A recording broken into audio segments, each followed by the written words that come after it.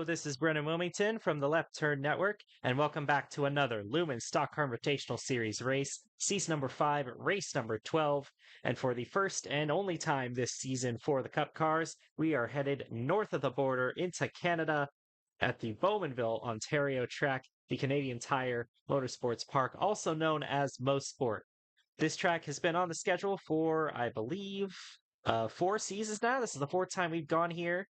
And this track has produced some exciting moments in the past. Of course, first thing that comes to mind here, 2 years ago, Adrian Wheeler made the pass on JT Boyd with 2 laps to go to earn his first career win. But this is a very chaotic racetrack that has had a lot of memorable moments in the past. And it's very possible that I guess you could call this a Canada Day special since that was 2 days ago. Uh, it's very possible that this race could give us some more of those moments for sure. Joining me in the booth is actually the same person who called the last race at Mosport that we did last year. It's Eddie Debs. And Eddie, it's been a while since we've had you for a cup race. We had you work for that amateur race at Aguas Calientes earlier. But how are you feeling in terms of this race and how it's going to play out and how the season has gone so far? I feel like this is the season that I've always wanted out of any racing or any sport really. It's just a year of the underdogs, a year where it just seems like the Titans are sort of failing and that's allowing the Davids to basically just start beating the Goliaths, which we see a lot when we look at the standings, both driver and teams. In terms of this race, however, I do expect it to be a battle of really the two Goliaths that ended up on the inside lane. Because I don't think Johnny Everhart and Peter Jansen are going to let anyone else in this field come close to them, given their qualifying times. So I imagine those two are probably just going to run out in front. The battle will probably be between those two and, someone trying to get a podium here in LSCI. Again, podium is really important towards the playoff race. They can really drag you back up. In the waning moments of the season, they can really make, give you a good feeling going in, just like they can in, the Formula One or other series internationally. And hey, we're an international track, so that makes sense. So I imagine it's going to be an interesting race to see how the Davids match with the Goliath in terms of where they are on track. But I do imagine that Everhart and Jansen, despite being on really small teams and being in cars that typically don't make a lot of appearances, they're probably going to run away with this whole thing. And we're just going to have to see which one of them ends up in front, either through pit cycling or hell, maybe we get a nice pass for the lead, like you said 2 years ago, just with two of the best road course ringers we've seen in LSCI really of all time. Yeah, you mentioning Everhart and Jensen here early is very interesting because again, they're on teams that don't usually win that much, but they have shown promise on the road courses in their starts here. Of course, both of them being former open wheel drivers, and both of them being international drivers, Peter Jensen and Johnny Everhart. But both starting on the inside lane, Blake Everett Motorsports only has one win, and we saw it happen a couple weeks ago in the Lumen 500. And Martin Swain Race Team doesn't have any wins, so this could be potential for a big upset here. But on that outside lane, we've got Tim Berry, who, despite his bad season, we know is pretty good. And he's also solid on the road courses as well. And Adrian Wheeler, we know, is one of the best road course drivers that we have. He won here 2 years ago, so a lot of potential in those front two rows, and especially given that on a road course, the qualifying is very important. So Eddie, there is going to be some strategy in this race. We are probably this is really the only road course where we see a proper one stop versus two stop race because of how the tires wear out, especially towards the end of the run. We will see some guys try to make it on one stop, and we'll see some try two stops. Although last year I don't think we saw too many drivers elect for the two stops. So are you expecting that trend to continue this year? I mean, I don't expect trends to continue. Analytics can change so much in a year that maybe some people have figured out where exactly the one stop or the two stop can work. And to your point, I think this makes it easier for the Goliaths. Again, the Goliaths with the teams with 4 cars, the teams with 3 cars, with the amount of money that they have, they can afford to sort of test whether the one stop or two stop is working. Um, in this race, they can, if they want to make sure that maybe one of their drivers is up towards the front, they can throw one car in the one stop and one car on the two stop and just play it even and see how it goes. And also, they have, the money to fund these sort of things with analytics, where a lot of teams might just be running off of blind luck and just praying for things to go well. And just picking a strategy outright. So I do think we could see a lot more spreading out of strategy. It's just going to be whether the bigger teams decide that they're willing to try one car on the two stop. Maybe a car that's sort of in the middle of the pack that might have a little bit of speed, but could definitely benefit and hold on to the race lead if they're put in the front. I would say that a couple what would be some names that could maybe do this. This is where I get fun, where I get to pull it out. I can see maybe Jacob Lopez in 18th. That's probably a spot you would want to see. Um, need to pull up a couple things. Kevin Dupont for Walker Brothers, I could see him trying something to that extent. Billy Smith is in a pretty good spot to try a move like that, where you send one car on the one stop, you send one car on the two stop, at the very least, and then you see if those work, and really you try the, I think, more risky two stop strategy with a team that could directly benefit from it should it end up benefiting their team, who can sort of just sneak into a top five position or maybe even fight for the win simply by using the two stop, um, just performing it well, and then getting some help with the racing gods. Yeah, absolutely. And stuff like that could really help a driver, especially those that are around the cutoff for the chase. And speaking of which, let's transition into your point standings right now. Alnita Kim still has the points lead, but that lead is shrinking as she has been slipping the last few weeks. She's got 286 points. I believe that is a 54-point cushion over the cutoff right now. Shauna Everett is second in points, 20 points behind Kim. And then Zach Dearman and George Bryan are tied for third, 25 behind Kim. Tyler Landry in fifth. He is 34 behind Kim. 40 back of Kim is Kate Summers.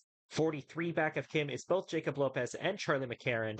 Those two are both 11 points above the cutoff. And then you got Vinny Schultz, who's 6 points above the cutoff, and James Harvin, who is 5 points above the cutoff. And Akia Tajima and Corbin Taps currently have the two wildcard spots.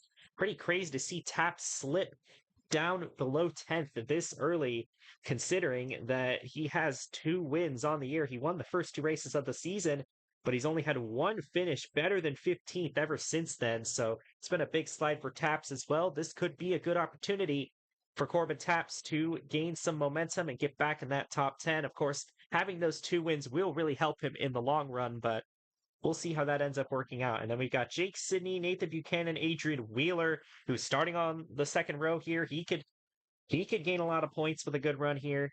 Philly Smith, JB Chanot on the outside looking in.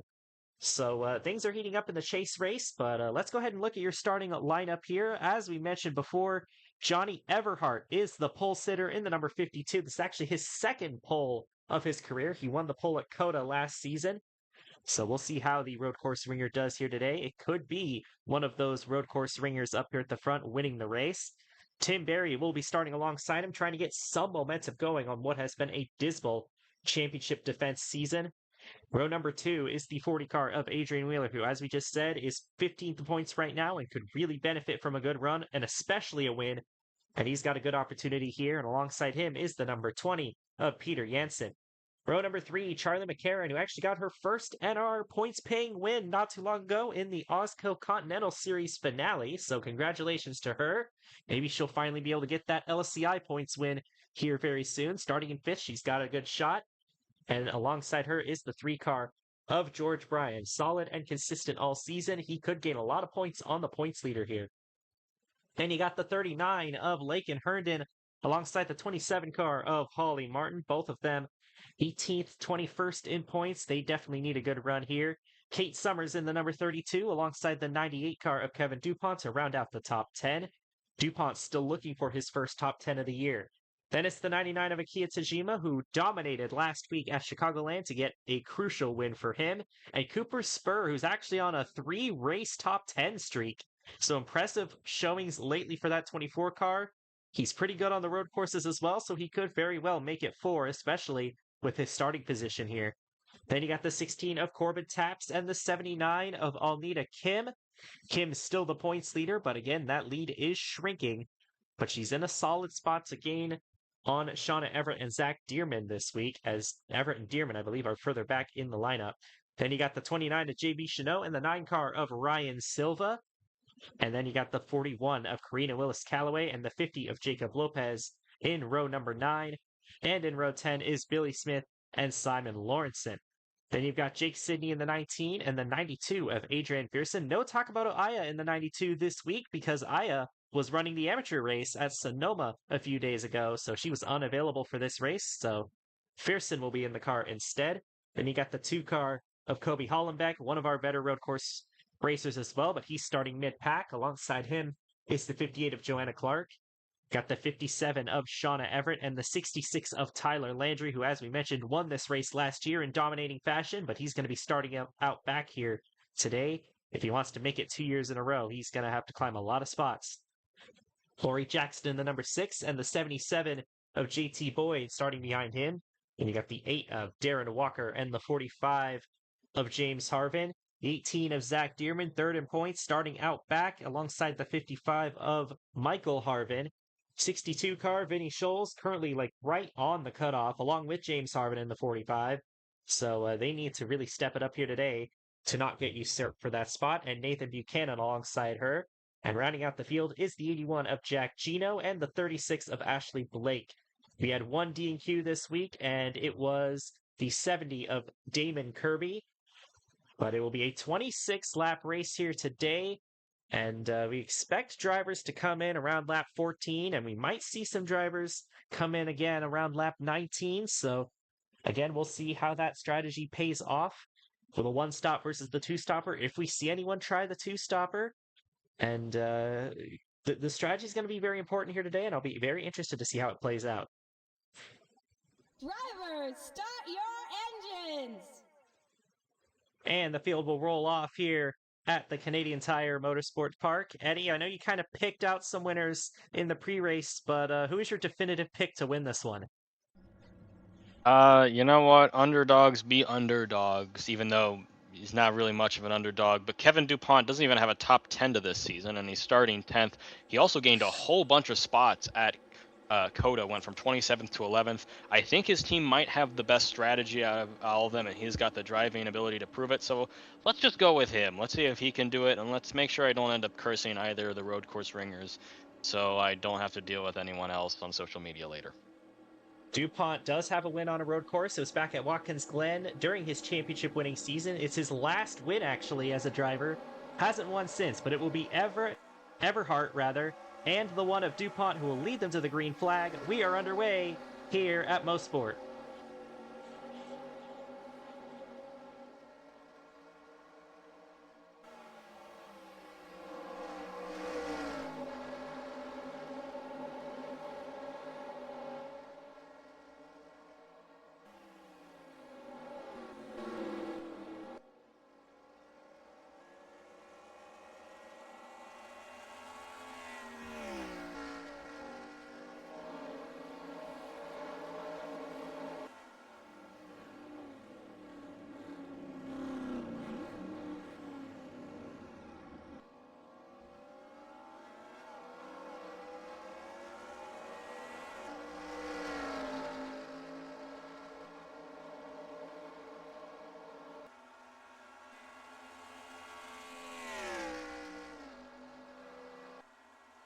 Coming around the final 3 corners to complete lap number 1, and I'll tell you who had a really good start was that 3 of George Bryan. Managed to get around the 20 of Peter Jansen before the first corner and has already made his way up to second, and he has won here at Mosport before. It was his first career win. He got it off a strategy in season number 2. It was also the first time we've gone to Mosport, so Brian's no slouch when it comes to this racetrack, and he's already showing it as he's right behind Johnny Everhart. The top 2 have kind of pulled away. Tim Berry, Peter Jansen, 3rd and 4th, and then the battle for 5th between Adrian Wheeler and Charlie McCarran. Looks like McCarran is going to get it around the outside. They almost make contact as they remain side by side through this complex of corners. And it looks like McCarron will eventually get the spot. But Everhart managed to keep the lead through lap number 1, but he has some pressure from George Bryan coming from behind. I am shocked that George Bryan went from 6th to 2nd, but there was some chaos in that opening couple of turns that allowed him to get there. I think in the end, him and poor Jansen seems to have swapped places. Jansen now back to 5th, and he's probably going to have to fight off. Actually, no, he's not going to have to fight off anyone. He's in a good spot right now, but he's still kind of the last car to go single file. There's still some battling there behind him. So shocked to see that he didn't get the start I expected, but George Bryan took his spot and took it really quickly. So we're going to have to watch what that 3 car is. Again, in a good spot in points, 4th. Oh, watch out! Realistically, That's the take the checkered points flag lead. racing teammates, and into the wall goes Ryan Silva. Oh Good man, Lord. that's not what you want to see between the teammates. Rejoin normally, please. So Scraping the wall, sure. A rough start to the race for Ryan Silva, who has been all so impressive with that team in the last few weeks, and we've just missed a lead change. George Bryan did take it away from Johnny Everhart, so the 3 car is now in front. George Bryan has been probably the most consistent driver this year. He only has 1 finish outside the top 20, and that was when he got involved in an accident at Daytona. But other than that, he has been very strong and consistent. But his best finish is 5th. He doesn't have the podiums that some of those drivers ahead of him in points have. So that's what's put him behind. But a win here could really establish him as a championship favorite here.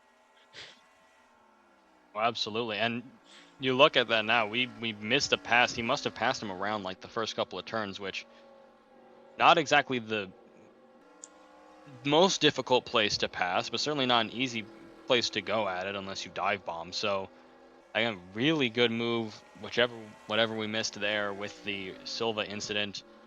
And I do think it is kind of funny that Silva and Lawrenson end up getting into each other off rip, teammates for checkered flag. But I think George Bryan speaks to where Patriot Racing is sort of the biggest threat to win Constructors Championship at the end of the season, because you have George Bryan, but you also have Billy Smith, who's been pretty good, and then Nathan Buchanan having another great rookie season. They definitely nailed their driver list in the offseason, starting to pay off. Whoa. DuPont and Kim have damage. It looks like they might have gotten into it somewhere. They're both still going, but that's the points leader again getting into trouble. And that's your pick to win, Eddie, that already has damage on the rear end. It looks like there might have been a little bit more, as the 29 has some damage too. And there's a gigantic line of cars behind all that. So, well, Lake and Herndon's come into the pits. So, we're going to show you on the little inset down there what exactly happened to cause all that damage. That was 3 Columbia cars that had some damage on their race car. There must have been a stack up somewhere that resulted in an accident. I'm looking for tire marks. It would be around here. I see some tire marks going off into the wall there. So there might have been something that happened on that last turn, and then it caused the stack up, because if you go off that wall hard enough, you will come back down into the racing line. Yeah, turns 8, 9, and 10 are really tricky, because there's not a lot of room there, and you see a lot of cars sliding around on that part of the track. So we already saw it with the checkered flag racing cars. You can really get into each other there. James Harvin has some damage as well. Again, these 2 drivers, the 45 and the 29, are competing to try and either stay in the top 10 or trying to get back into the top 10 or get into the wild card in Chanot's case. So Lopez also has damage on the side. So, I mean, either we had multiple incidents or it was one large incident that involved several drivers. But that's what you get sometimes at Circuit of the Americas. It's not too uncommon to see several incidents throughout the race. And of course, since we're at a road course, we don't have the cautions on, so we won't really get to know what happened until after. And you're right, there are a lot of skid marks going into that corner in turn number 9, which we saw Ryan Silva go off at earlier, but there are definitely more of them now. So probably where the accident happened for at least some of those cars. But Kate Summers, Adrian Fearson going to get by the 16 at Corbin Taps. I believe that was for a top 10 spot. It was for the 32. Look at that. As soon as I start talking good on Patriot Racing, Pacific Racing starts realizing they can have a good day too. That's 2 cars nearing the top 10. At least maybe being in battle for it. Hi, Karina Willis Callaway. Hi, Tyler Landry. Now Landry's gained up near the top quite a few 15. spots. Yeah, I didn't think Landry was that close to the top. No, he was outside the top. He was 25th. And I guess he avoided the damage because he's making good time. Yeah, Landry is probably the best road course racer in LSCI. He has 2 wins on road courses. He finished 2nd at COTA earlier this year. So we know he knows how to get it done at these kinds of tracks. He's under fire from Simon Lawrence in there. So it's not surprising to see him kind of fly up through the field a little bit, but he's still got a ways to go in order to get up to the lead, which George Bryan has been able to hold ever since he took it away from Johnny Everhart a few laps ago. We're about halfway through this first cycle here, and we still got to watch out. This part of the track is very dangerous, but they're pretty single file going through this section now, so looks like they're going to get through it this time. Want to shout out to Cooper Spur, who is once again inside the top 10, currently running in P8, again looking for his 4th consecutive top 10, and Akiya Tajima just made an impressive pass on Peter Jensen, and Charlie McCarron got 2 of them there in turn number 1. That'll move him up into the top 5. Suddenly, Akiya Tajima's looking like a good car, and that's a car you don't want to gain any time on you if you see someone charging up from behind, because if a good pit stop works for a team, for Tajima, and I tell you that team, Columbia Motorsports, especially now that we saw all that damage on the other cars, they could be putting a lot of their resources into giving Tajima the win tonight. And I'm not gonna lie, that car looks like if it catches up just a little bit, it might be a threat once the pit cycle rolls around to be fighting with Brian.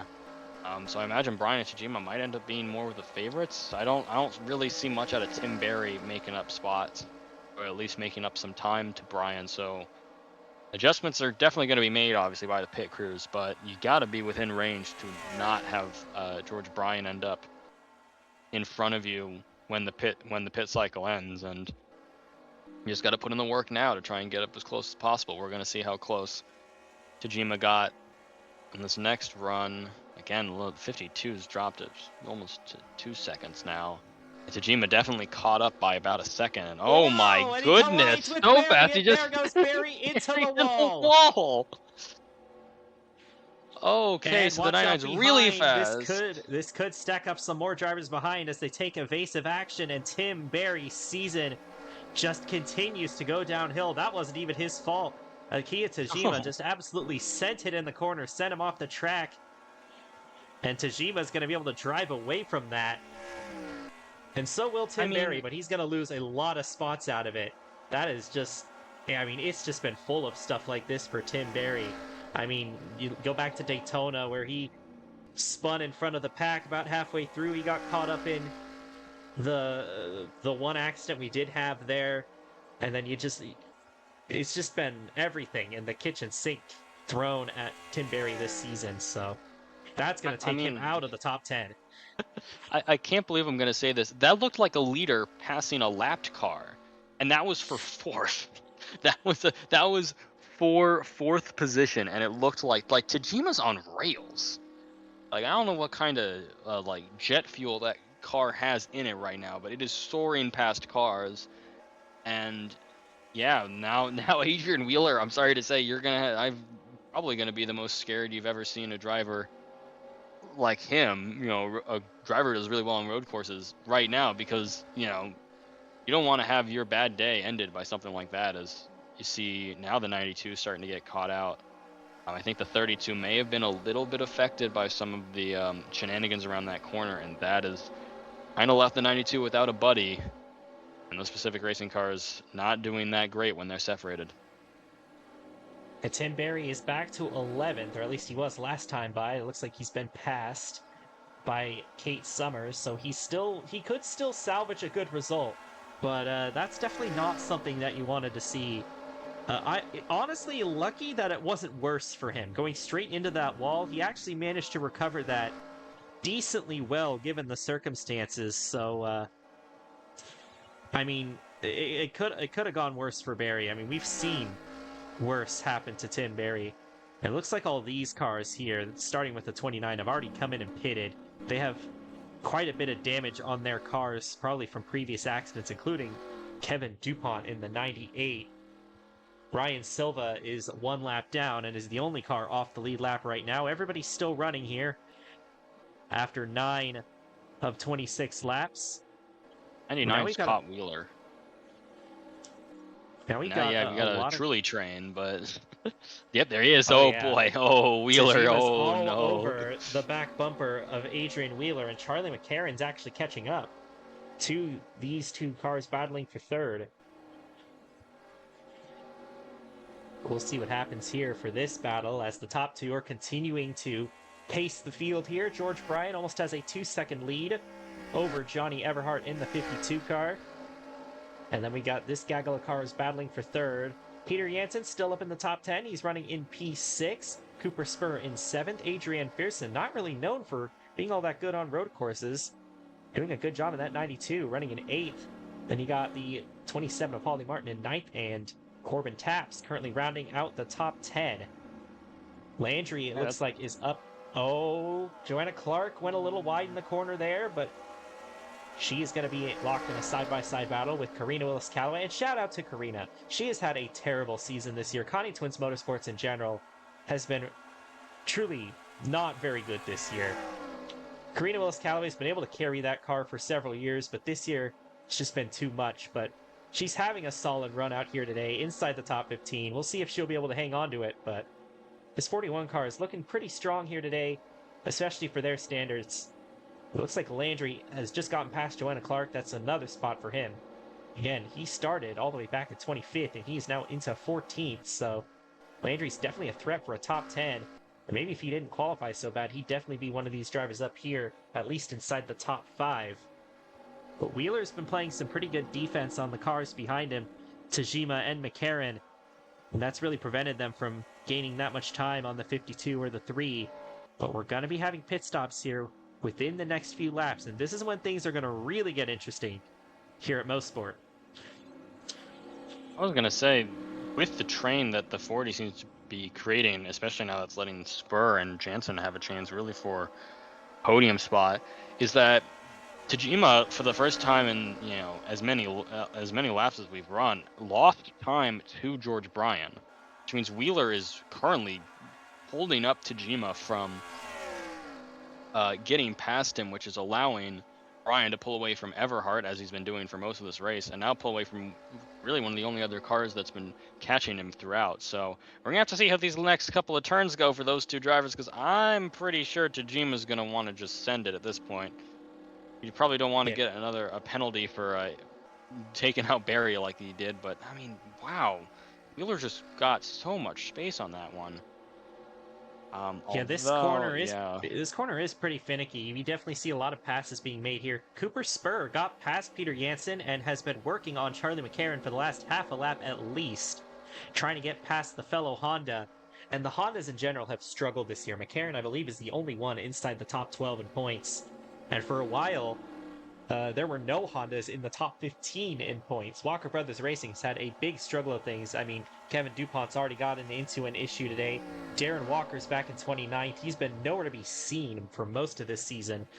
McCarron really has been carrying that team and also that manufacturer, along with Joanna Clark's occasional good runs. But, McCarron, we know that she's a good driver, and she's almost won on a road course before. She got very close to winning in season 1 at Watkins Glen, but fell just short to Zach Dearman. But we've said she's almost won here and almost won there over and over and over again, but we've never said that she's won anywhere. So, and that's got to be eating away at her. George Bryan is pulling away from Johnny Everhart. I feel like Everhart's definitely used up his stuff by now, and he's being caught by Wheeler, Tajima, and all these other cars. So could have a bit of change for the cars that are chasing down George Bryan, but Bryan has been able to pull ahead to about a 3-second lead, and that is Alnita Kim leaving the pits. She has come in and made her first pit stop.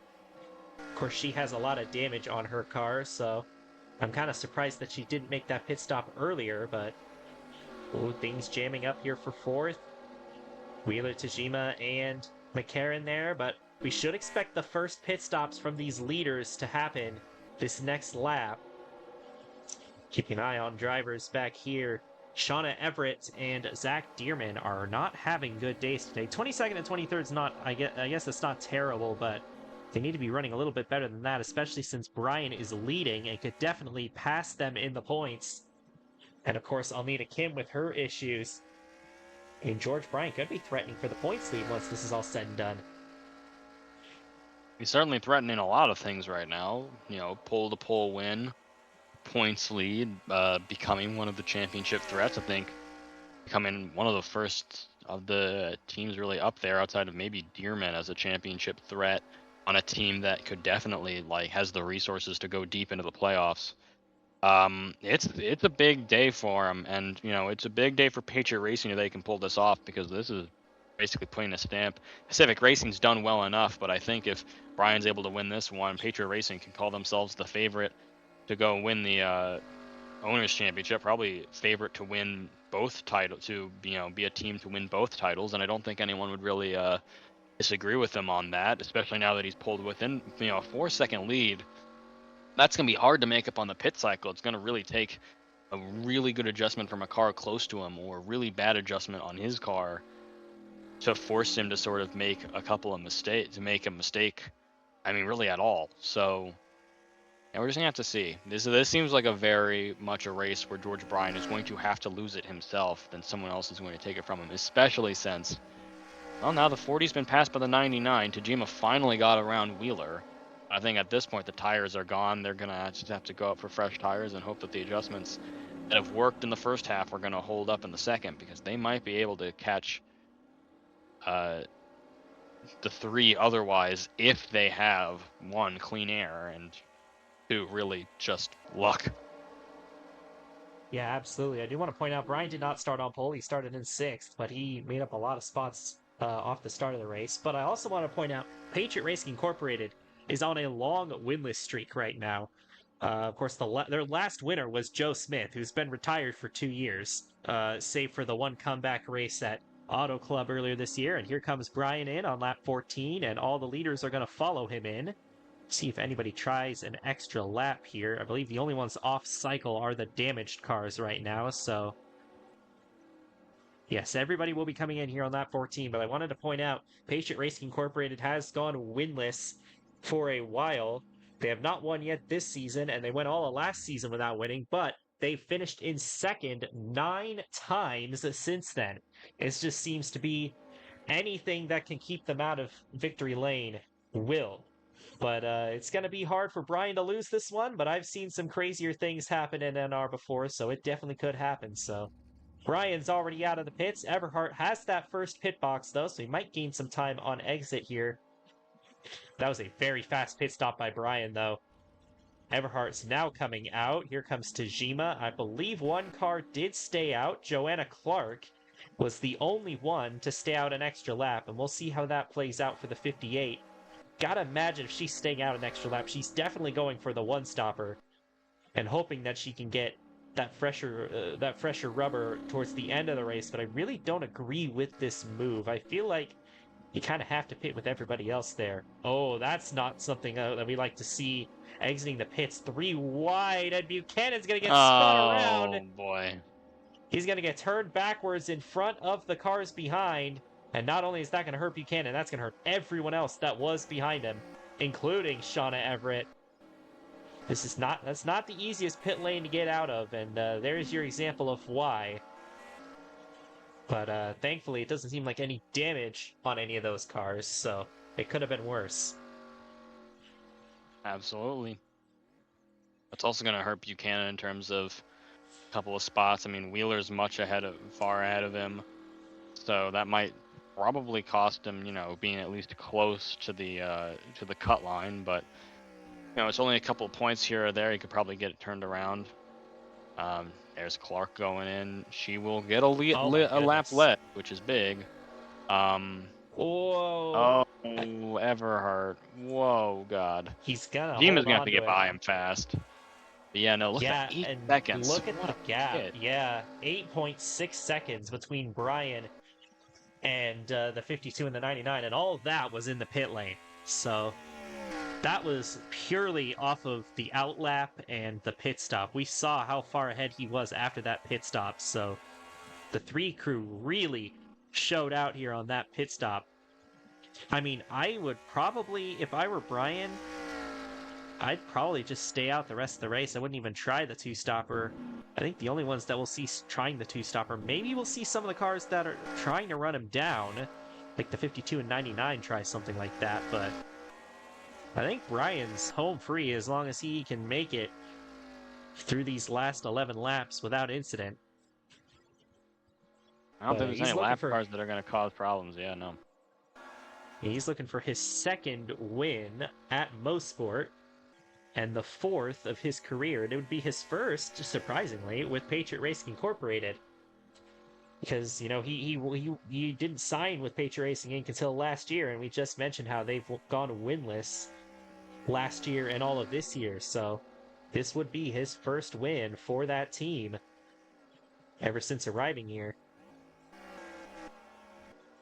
Cooper Spur has moved up to 4th. This 24 car is looking pretty good. And again, Cooper Spur, these last few weeks, has been putting together some really good results in that 24 car. And we haven't really seen Spur at this level in quite some time. I think the only time that we really saw him doing this well was back in Season 2. So it's great to see Cooper Spur running up front consistently. Maybe they found a little something with that 24 car. And he's looking really fast compared to the 99 and the 52, so it would not surprise me if he's able to get by those two, but it's going to be a tall order to get past the 3 of George Bryan, because he is out of here.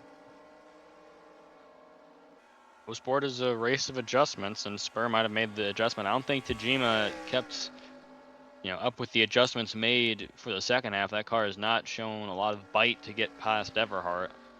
It might just be Cooper Spur trying to fight for a podium spot here. Everhart's holding steady.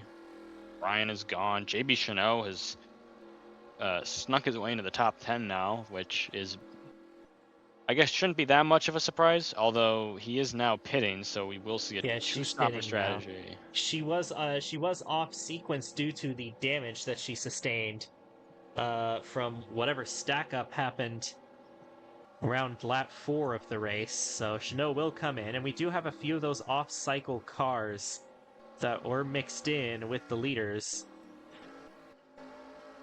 But I believe most of them have pitted now. Adrian Fearson and Holly Martin are both trying to get by Peter Jansen here. Fearson in 8th place right now. Martin trying to go for 9th. Karina Willis-Callaway currently in P11, knocking on the door of a top 10. Tyler Landry in 12th. Kim is one of those off-sequence cars that I mentioned that have damage. She might be able to make it to the end from here because she's pitted, I believe, on lap 13, but we'll see what the 79 team do here. Tim Berry back in 15th, Kate Summers 16th. They both slipped since the start of the race. And you kind of expect Kobe Hollenbeck to be running a little bit better than 21st, considering this is basically his bread and butter type of track. He's run good at Mosport before, and we know that he's good on the road courses, but not a whole lot from Hollenbeck. It's mainly been his teammate Peter Jansen running up there, so 8.1 seconds between the leaders right now. Bryan has a considerable lead over Johnny Everhart, and the battle for 3rd is on between Cooper Spur and Akiya Tajima. They're not sharing the track kindly right now through these turns, though. The big stop is coming up around this corner, so we might see those other Tajima's going to beat him straight up on the straightaway. Yeah, Tajima clears them before they get up into that complex there. How about Corbin Taps running in 6th? We pointed out how outside of his the first 2 races where he won them both, he has been struggling. This 6th place run is really going to help him jump back into that top 10 and out of the wild card. So a very, very well-needed top 10 here. Same for Charlie McCarron, who does not have that win to fall back on. She's currently 8th in points. And a 7th place here will definitely help her, especially with the struggles from Vinny Schulz and James Harvin. So some crucial top 10 runs for the 16 and the 85, as well as the 40 of Adrian Wheeler trying to gain on that cutoff as we're getting closer and closer to the end of the regular season. I mean, after this race, you've only got 8 races left to go, and they're really going to start flying by fast, and it's getting to the point where if you're around that cutoff, you can't afford any more mistakes. So drivers like Wheeler, Taps, McCarron, Tajima having good runs here today, that could save them once we get to Oregon, the regular season finale. If they only get in by a couple of points, they could point to this race or any one race where they had a solid run as really being the decider of them getting in.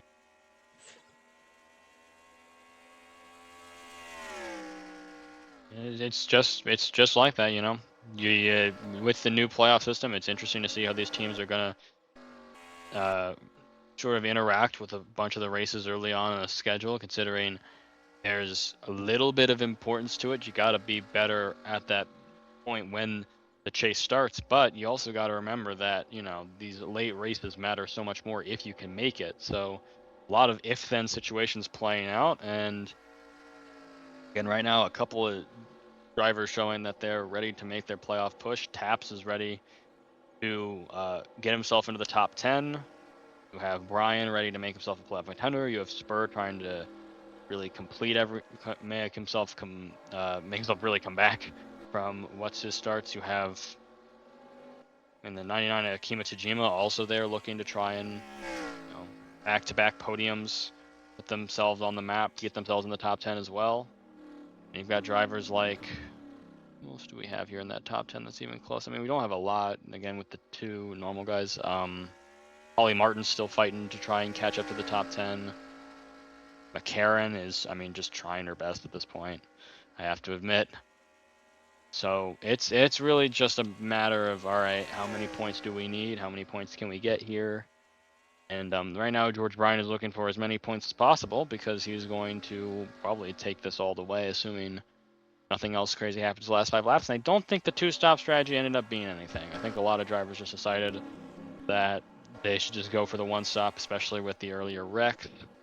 And it's worked out. It's worked out, I think, for Brian. He's not going to have a lot of drivers, really. Doesn't seem like a lot of drivers really pushing for him, so he can probably coast his way through the checkered flag these next couple laps. Yeah, 9.1 seconds over Johnny Everhart. I do not see that changing over the next few laps, barring anything happening to that 3 car. It's still, you know, good run for Johnny Everhart in that 52 car. Of course, limited schedule with Blake Ever Motorsports, won the pole, still in second. He's been top 2 the whole time. Just Brian is definitely a little bit faster car and a little bit better driver, but still can't discount Everhart's efforts here. I feel like one of these times, with as good as he's been running on the road course, I feel like one of these times he's going to get a checkered flag. I mean, if as long as Blake Ever Motorsports keeps putting him in these road course races, I feel like he's going to have more opportunities. But just wasn't his day today. But you know, still running in second, so still a great result for that 52. Of course, he's not competing full time. He's not competing for the chase. He's just going out there to try and win the race. So he's got a completely different thought process compared to the drivers behind him and the driver ahead of him. He doesn't have points to worry about. All he has to worry about is just finishing as best as he can. Tajima and Spur still fighting for that last podium spot. Like you mentioned, Tajima getting back-to-back podiums is going to be really important. Top 5 pays out more points than everything else. Even like the distribution is greater between those points within the top 5. So that's why those podiums are important. And you got drivers like Kate Summers who have struggled a lot this season, but they've had a lot of good.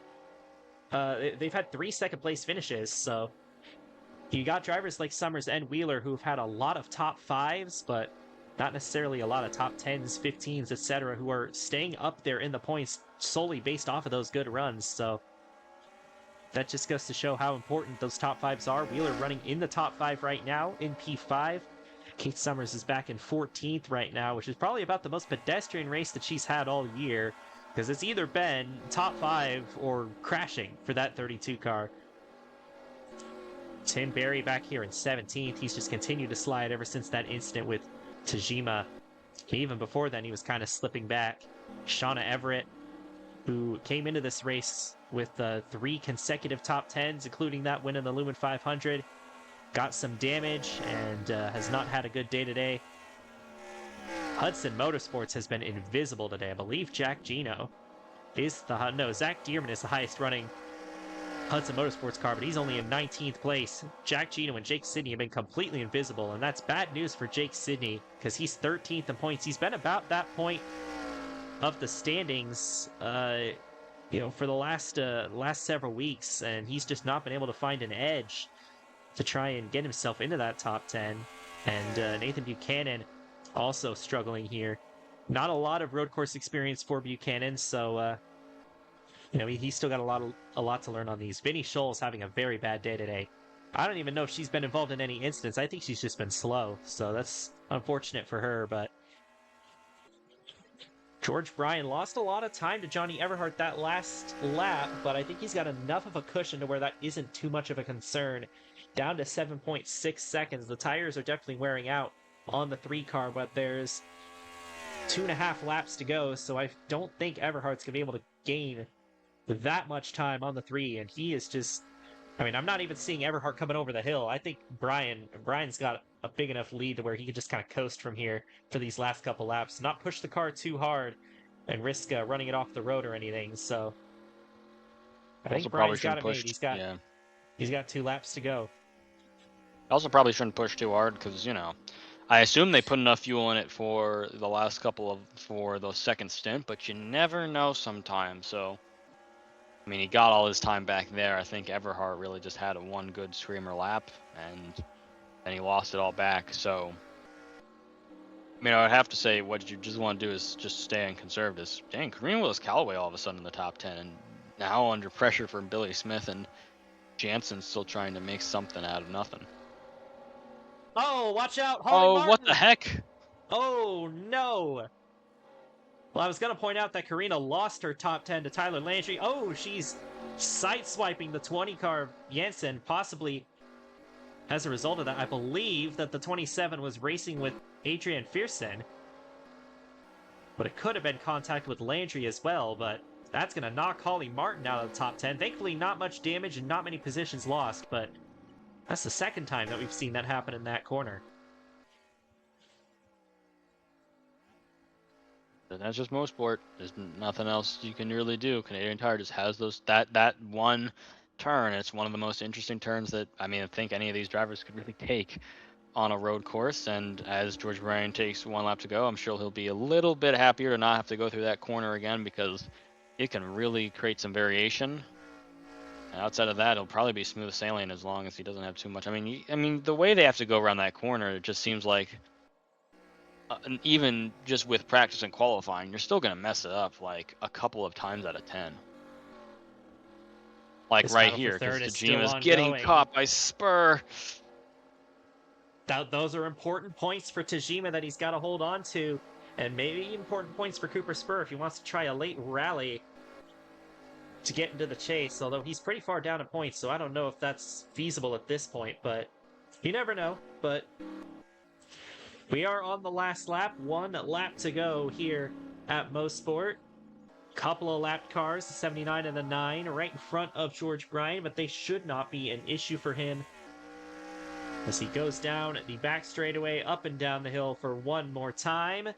And it looks like Mosport is about to have a 2-time winner. George Bryan getting his first career win here at Mosport 3 years ago. And now he is about to get his first win for Patriot Racing Incorporated here at Mosport, going through the final 2 corners. And George Bryan with a dominating performance here in Canada. Checkered flag in the air. George Bryan finally snaps the winless drought for Patriot Racing Incorporated, and he will get his first win of the season at Mosport. And we're a day before 4th of July, right? It is day before 4th of July, yep. Patriot Racing breaking a winless streak right before the 4th of July.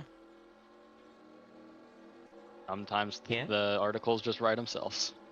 Yeah, and like I mentioned in the pre-race, also 2 days before Canada Day as well. So, but yeah, that was Yeah, an incredible performance by George Bryan, and he needed that.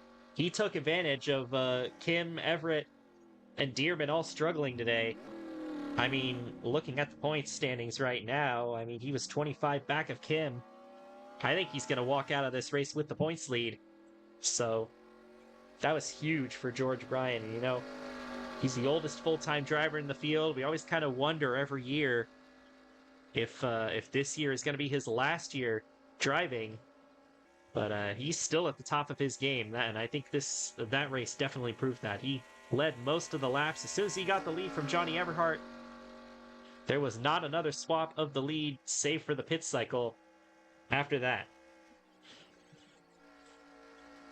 I mean, yeah, no, heck of a run. I'm still cannot believe he went from 6th to 2nd through the first couple of corners. But after, I think once he did that, I think he knew he had the confidence to just go through everyone, and that's exactly what he did. There really wasn't a challenger whatsoever, except for Akira Tajima for like a couple laps. I thought he could really try and catch up to him, and in the end, he just didn't. Yeah, There wasn't much absolutely. of a push. Absolutely. This was a big win for Patriot Racing. Of course, first time they've won in a year and a half, so obviously that's got to feel good after so many second place finishes with just about every driver they've had as well. I mean, you think back to Kansas a few weeks ago and the photo finish with Jacob Lopez, and they could have easily won that one. And then the photo finish with Isabella Fitzmaurice against Adrian Wheeler at Talladega last year, and then all those other second place finishes where they coulda, shoulda, woulda. But they finally got it this time. And George Bryan getting a statement win that's probably going to propel him into the championship lead, given where Alnita Kim ended up finishing all the way back in 35th. Another bad run for Kim. In fact, very bad race for Columbia Motorsports as a whole outside of the 99, who ended up finishing in third. But of course, we got to give Johnny Everhart his kudos. He's always a solid road course racer. Started first, finished second in this race, did about everything he could. So shout out to him. Almost made it 2 wins in the last 3 weeks for Blake Everett Motorsports, but I'm sure he'll be satisfied with a second place. Akira Tajima, Cooper Spur, again, that's his 4th top 10 in a row. Cooper Spur's been on fire as of late. Not really sure where all this momentum came from, but I mean, you know, you take him when you get him. So, and they've all been on very different kinds of tracks too. I mean, you had the short track at Iowa, you had the super speedway at Daytona, you got the intermediate at Chicagoland, and now a road course. So Cooper Spur's conquering all sorts of different types of tracks in this on this hot streak. So we know Cooper Spur's got the talent. So he's definitely putting together a good run as of late. Adrian Wheeler gets another top 5 again, very important for that cutoff battle. He came in 14th. He's going to gain on several of those drivers, including Sidney Buchanan and probably Scholes as well, who all struggled in this race. Charlie McCarron, Adrian Pearson, by the way, this is her 5th start of the season, and her worst finish is 11th. So Pearson has been very good in her limited starts this season. Tyler Landry started back in 25th, managed to take home a top 10, and we kind of knew once he had passed a bunch of drivers off the start that he was going to be a threat for a top 10. So you know, Landry's one of the best road course races we've got, so it's not a surprise that he managed to get his way up there. Billy Smith ending up with the top 10. Karina Willis Calloway, Peter Jensen just outside of the top 10. Lori Jackson, we didn't really mention her name at all in this race, but she finished 14th. That's a solid run for her, considering how her season has gone. And yeah, a lot of drivers that have been struggling this year got decent results here today. Ashley Blake 15th, Lawrenson 17th, Tim Berry, I mean, 19th, but he was running up inside the top 5 before he got into that incident with Tajima. I don't think he ever really had a good long run car because he had already dropped a couple spots from the start, but that definitely didn't help. Uh, but yeah, I mean, you got drivers like Dearman, Lopez, Everett that all finished outside the top 20. I mean, you mentioned Buchanan and Sydney, who are around the cutoff. James Harbin, Vinny Scholes are around the cutoff. JB Chanot, and Laken Hernan has not had a good season. Very uncharacteristic of him, as he was already outside the top. He was already, I think, 18th in points, and is gonna fall even further back as a result. But only one car DNF from the race, and it was Ryan Silva. We saw him pull into the pits coming to the white flag, and I guess he just decided to park it from there. So, uh, other than that, everyone else finishing on the lead lap. Not too many incidents, it appeared, here at Canadian Tire. Of course, we've had a lot of races where there's been tons of accidents, but it looked like for the most part they behaved themselves. But it's going to be interesting to see how the points end up playing out after this. Again, I'm pretty sure George Bryan's going to have the points lead after this, being, I believe he was 25 points back of Almeida Kim, and he was only 5 or less points behind Dearman and Everett. So I believe we're going to be coming out of Canada with a new points leader with 8 races left to go, and that's going to be very important for all the bonus points that come with a regular season championship. So, well, Eddie, what did you think of that race, and what are you thinking about most headed towards next week's race at Denver?